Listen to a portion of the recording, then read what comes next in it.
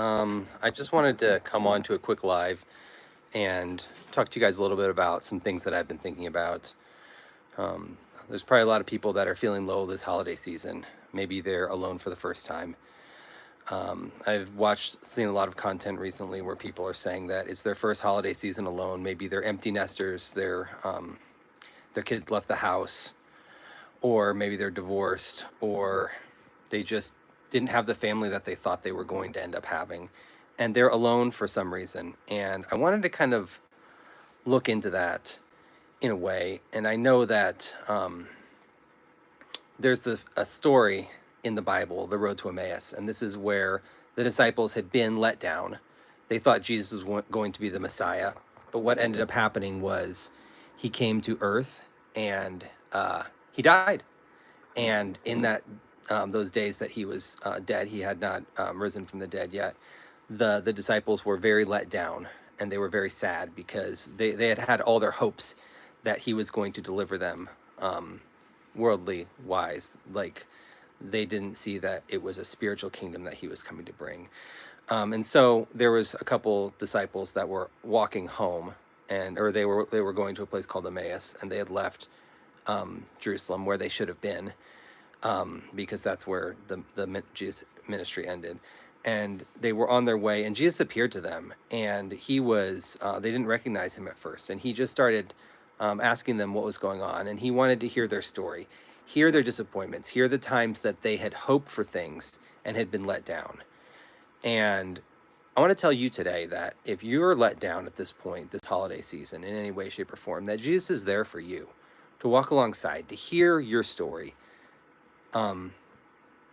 I was also thinking a lot about the verse John 10:10. It says that Jesus is talking. He says, "The thief has come to steal, kill, and destroy, but I came to bring life and to bring abundant life." And the other thing I'd like to ask you to consider is, how are you not experiencing that abundant life today that the Lord wants you to live? I'm going to give 3 suggestions, but it's probably easy to identify a lot of ways that the thief, the enemy, the devil, has come to steal, kill, and destroy things in your life. But that's not what the Lord wants for you. He wants you to live the abundant life that he has for you. And so I'm going to suggest 3 things today, 3 ways that possibly you could see that abundant life in a new way. So the first is to remember that Jesus came to die for our sins. So the things that you've done in your life, the opportunities that you've missed, the times you've missed the mark. Sin means to miss the mark. It's an archery term, actually. So if you think of the bullseye and it goes right in there, that's hitting the mark. And so if you think about it like that, I mean, we're all definitely missing the mark a lot of ways, in every single day. I miss the mark. We all miss the mark. But Jesus came to die for those sins, to take those sins, those mistakes, even missed opportunities upon himself. And so that's the first way that I'd like you to consider that maybe you could live the abundant life, is to let Jesus carry those sins for you. He'll take away the guilt. He'll take away the shame of those things that you did wrong or the opportunities that you missed, and he'll carry those for you. The second way that I'd like to ask you to consider how you could be living the abundant life is, Jesus also came to bear your burdens, those hard things in life, your sadness, your sorrow. In the book of Isaiah, toward the end, it talks about, I think, chapter 60 as well as 53. It talks about how he came to bear our burdens, and he came to bind up broken hearts. And so those things in your life, those burdens that you have, those broken hearts, let him carry them. It's a heavy load thinking about carrying all your own burdens, but let Jesus carry them. He said, "Take your yoke with me, for I will carry it with you. My yoke is easy, my burden is light." So let him carry those burdens.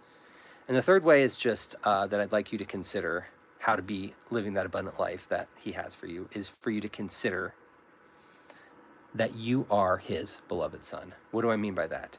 So when Jesus came to earth and he got baptized by his cousin John, and when he went into the water, he came up and the heavens opened and the Spirit of God descended on him like a dove. And it said, God's voice spoke, and he was talking about Jesus, his son. He said, "This is my beloved son, in whom I am well pleased." And I love that so much because God didn't do the coach's son thing where, the coach's son is the quarterback of the football team and he feels like he has to earn his dad's love by scoring or by making touchdowns. Or I remember our pitcher. When I was growing up, Gabe, our pitcher, his dad pushed him so hard on the field there. It's not like that at all. God's love for you is because you are his beloved son. It doesn't have anything to do with the work. He said that about Jesus before he did any miracles, before he drew any crowds, before he did anything. He said that this is my beloved son. And God feels the same way about you. God feels the same way about me. So I'd like you to consider those three things today because the Lord wants you to live that abundant life. And he gives you these I'd like to challenge you, with these three things that could possibly be the way to live that abundant life that he has for you. So thanks, and I hope everyone has a great day.